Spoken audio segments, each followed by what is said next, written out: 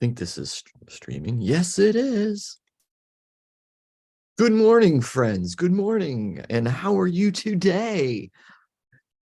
I am Brian, Pastor Brian, pastor at Christ United Methodist Church, and it is good to be with you this morning. It's good to be together. Love being together with you in a variety of different ways, and this is one of those ways we're able to do that, and I love it.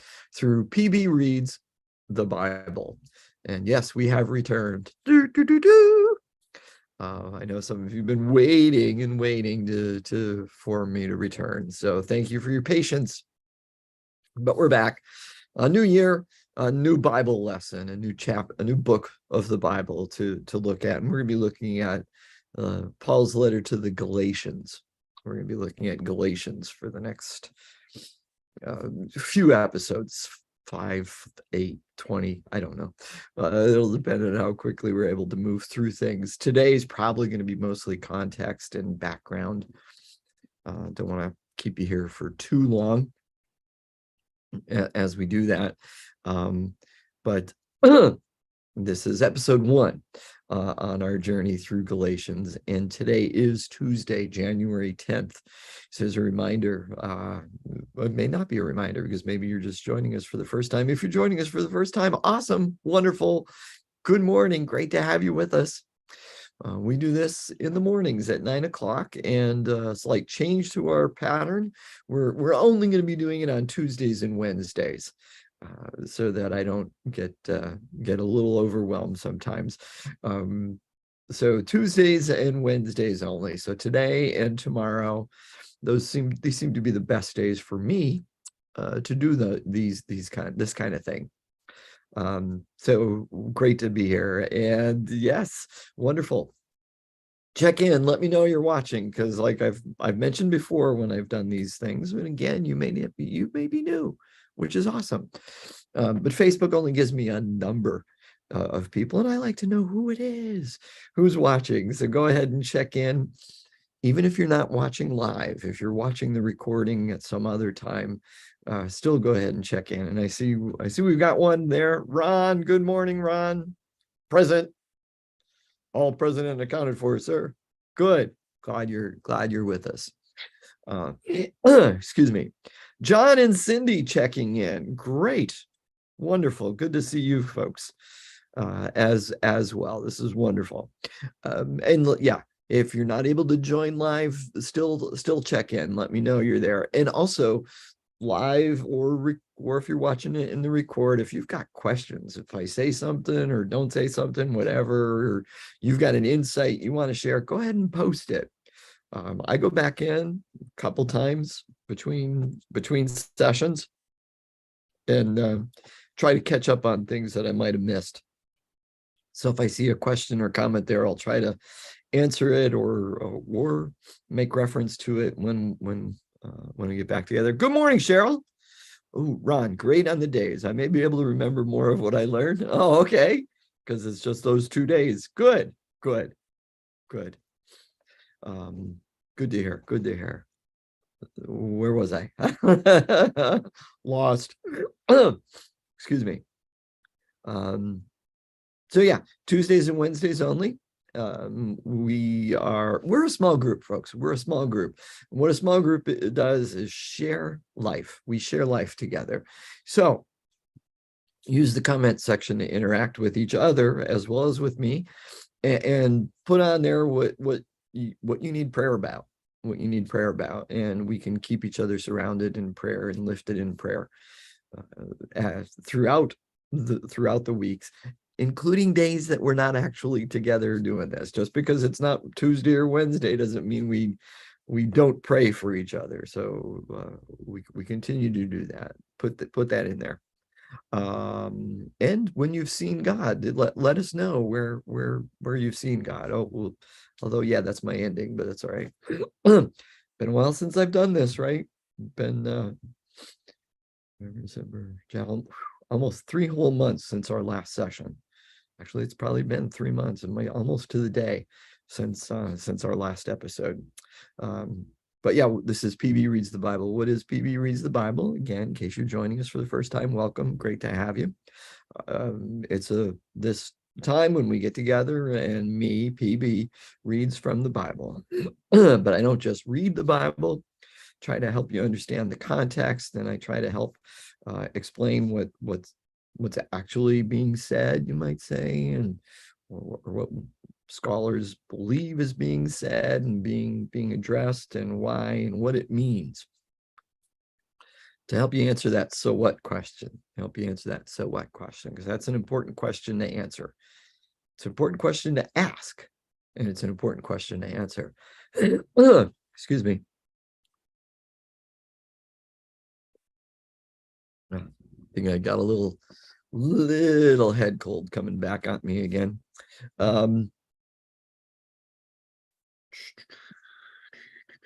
So that's what PB Reads the Bible is all about, and we've been doing this for quite a while. We've gone through a bunch of books of the Bible. We've 2, 3, 4, 5, 6, 7, 8, 9, 10, 11, 12, 13, 14, 15. This is actually our 16th book of the Bible.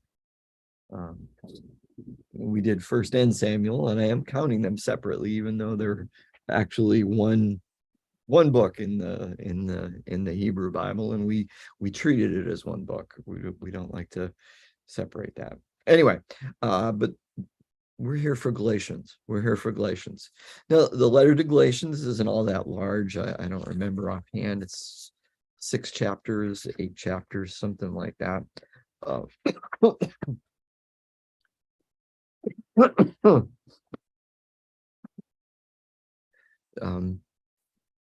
We're probably not going to get to the first chapter today.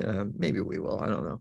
Depends on how long I talk with context, with telling you like what's going on, man.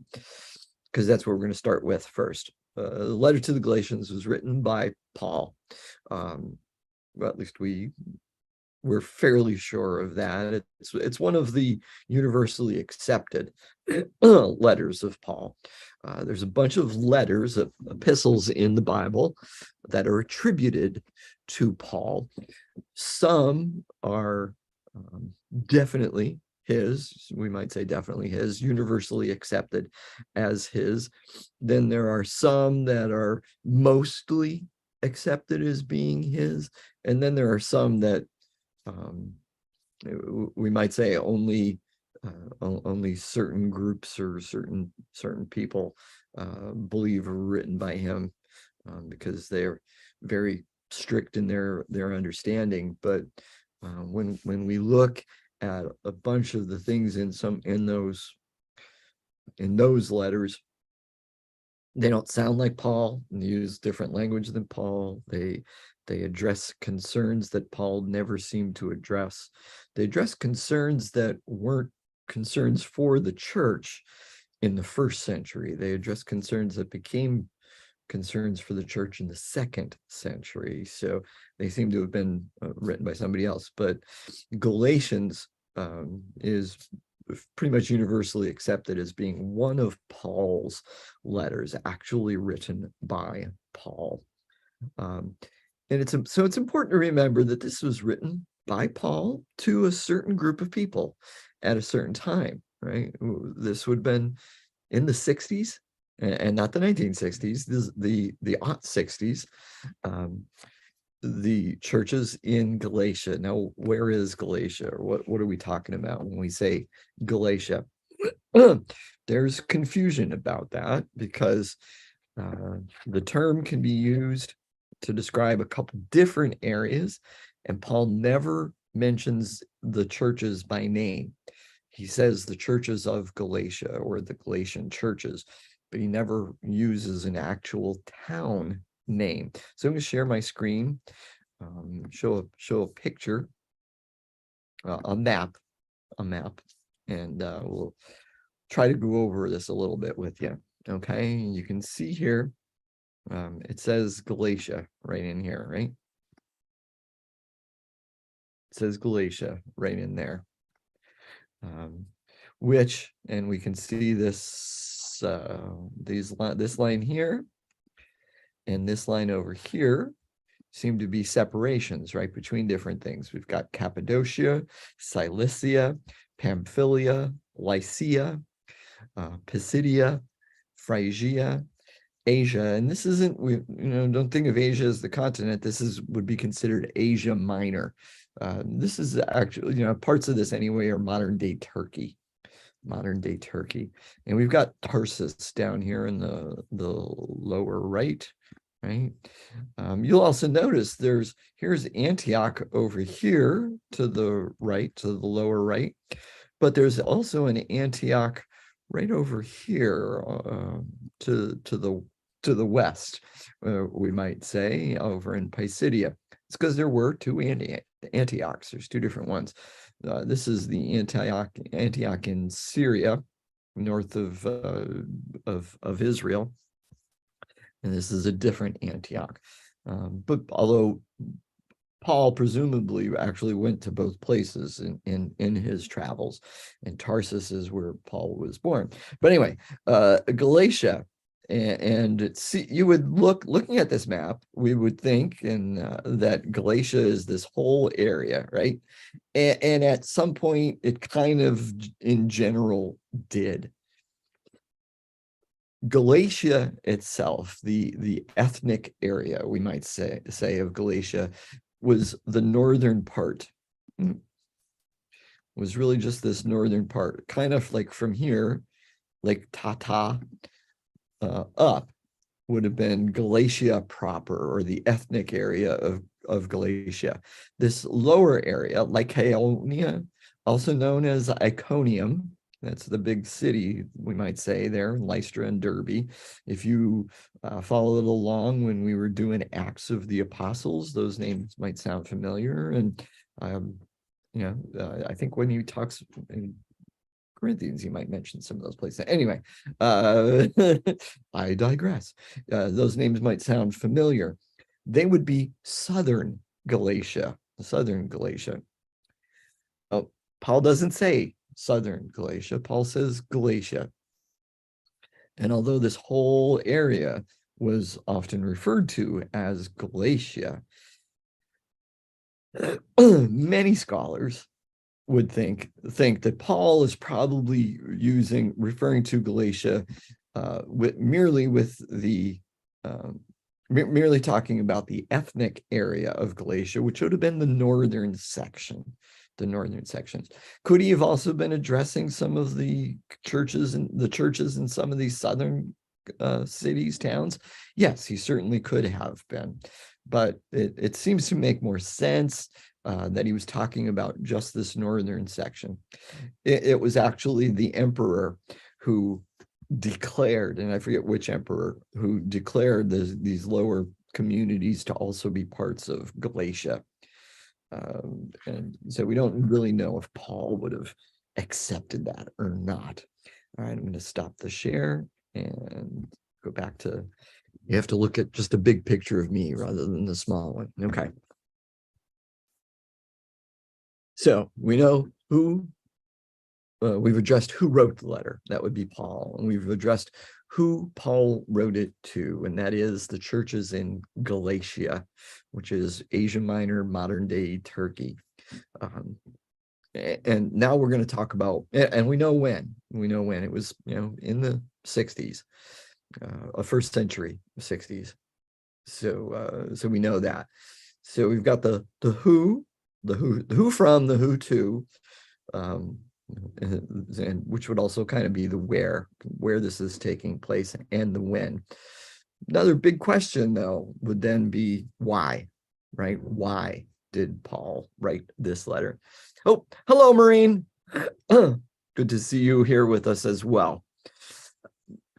So the why, right? Why did Paul write this letter? Excuse me one moment.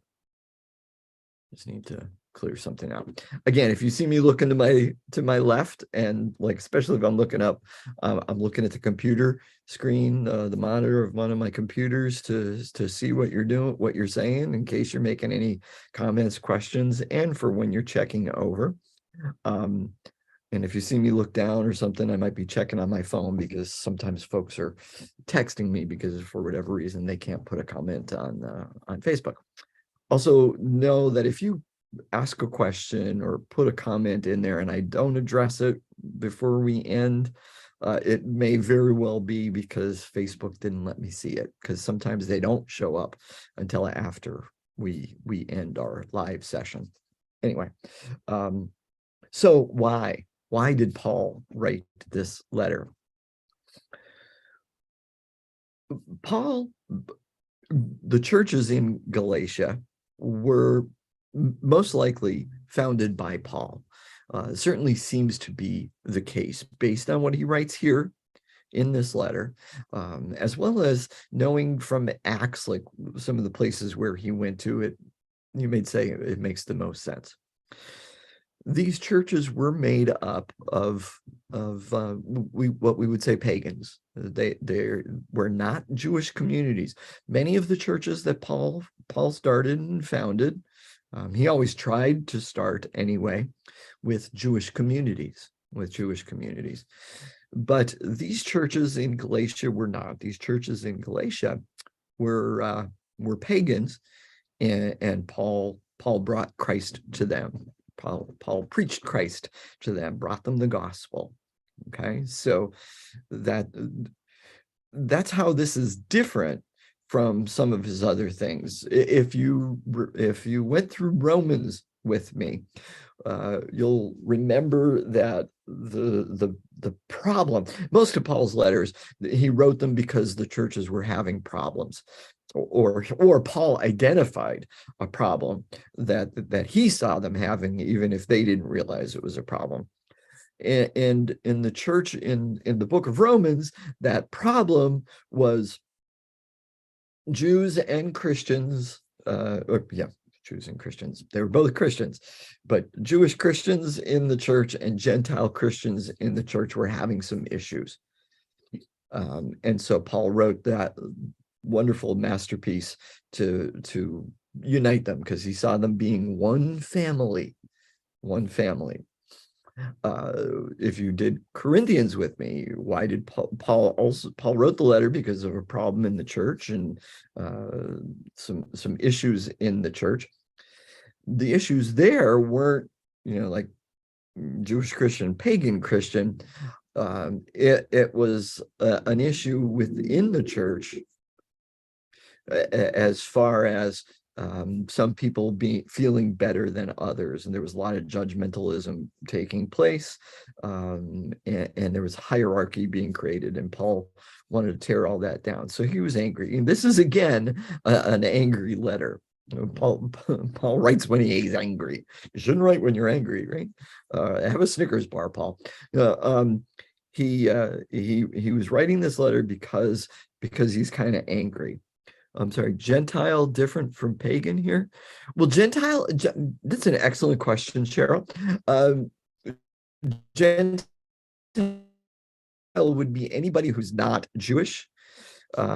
Pagan, pagans were definitely Gentiles, but pagans were, I would say pagans are a particular branch of Gentilism that worshipped false gods. Okay, we would call it the pagan world of the Romans and the Greeks, with their multiple gods taking place. So Gentile and pagan are almost interchangeable, but not exactly. So great question. But pagans do fall into the Gentile world. So I guess you'd say it's one of those things that all pagans are Gentiles, but not all Gentiles are pagan. If hopefully that makes sense the way I said that, right? All pagans are Gentiles, but not all Gentiles are pagan. So, and Paul, of course, was he saw his mission as being for the Gentile world. He was a missionary for the Gentiles. And so he had done that here in Galatia. But the problem now in Galatia isn't the same problem that they were having in Rome, and it's not the same problem that Paul saw in the churches in Corinth. He sees a different issue here in Galatia. How does he see it? Well, how is he made aware of it? We don't know. We don't know. We don't have any other documentation. Perhaps Paul got some letters from folks. Perhaps Timothy or one of Paul's other friends passed through the communities and saw some things and heard things and reported back to Paul. We don't know. We don't know. And we don't know. We don't know a lot. We can kind of guess. So a lot of this is going to be conjecture based on what Paul does write to kind of fill in the blanks. But based on what Paul is writing here, it seems that the church in Galatia was drifting a little bit from what Paul's message was. He says, this is what I preached to you, right? I gave you the gospel. I gave you the gospel. But something else is taking place. What we think was happening is that there were some Christian missionaries, but we might qualify that and say Jewish Christian missionaries, who came to the churches in Galatia, rejoiced with them that they were converted and Christian, but telling them that they weren't quite there because they needed to be made Jewish. They needed to be circumcised, and they needed to follow the law of Torah. Okay, which sounds similar to the issue in Rome, but it's not, because that was from within the church and setting up differentiation between two groups within the church. This isn't so much. This is from somebody outside the church, outside the church of Galatia, the churches of Galatia, wanting to bring them into the family, but in a different way. Okay, and so we would say, and this might be a spoiler to what Paul is going to be saying, is they were almost treating Jesus's birth, life, death, and resurrection as if it was almost meaningless or didn't have power. That the world, yeah, that's a better way of saying it. Hang on. It's as if they were saying or treating the birth, life, death, and Jesus as if it did not turn the world on its head. And it did. They were treating it as if all things were still the same. And so in order to be part of this family, you need to completely become part of this family by becoming Jewish, by becoming Jewish and by following the law. So they were these outside missionaries were treating, we're preaching perhaps like a watered down gospel. Watered down as far as the power of God. And so that, my friends, is why Paul is going to be writing this letter, all right? Because he's upset with them. And he's upset with the churches in Galatia for what seems to be accepting this watered down gospel, this new message from these outside missionaries. And starting to follow that when he says, this is not what I told you. This is not what I told you. So we see this letter. We can see this letter as a couple different things. As a letter, yes, that's absolutely what it was. It was a letter. And it was a letter from Paul to the church in Corinth in first century. Not Corinth, in Galatia in the first century. It's not a letter to the 21st century in America. Okay. Paul would probably write something entirely different. I'm sure Paul would write with anger about something else when he's addressing the church, if he were writing to the 21st century in America. not the messianic philosophy. With regards to those outside missionaries, well, it's not that they didn't believe Jesus was the Messiah. They did, but it's as if they were treating it watered down, that the only power to save was still through circumcision and following Torah law. Uh, so how is this letter important then, or why then is this letter important to us? Because it still has important theological undertones in it, and in a theological message. Martin Luther, you loved this, we might say. Martin Luther got some of his stuff, and St. Augustine and Martin Luther both got their understanding of justification beyond works, not being connected to works, justification by grace. St. Augustine and Martin Luther both got a lot of that from here, and from Romans. Yes, we talked about that. I know it's in Romans, but Paul says it in here. Okay, Paul also, it's here in Galatians as well. So I think I got everything now, right? Because we know who wrote the letter. We know who he was writing it to. We know why he was writing it, because he was angry and they were being misled, and they were almost willingly following this poor leading. And we know when it was written, right? And where this group is.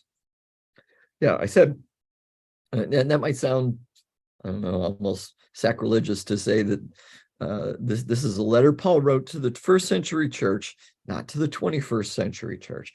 He wrote to the first century church in Galatia, not to the 21st century church in America. But that's important to remember because of that context, because they were dealing with a particular issue.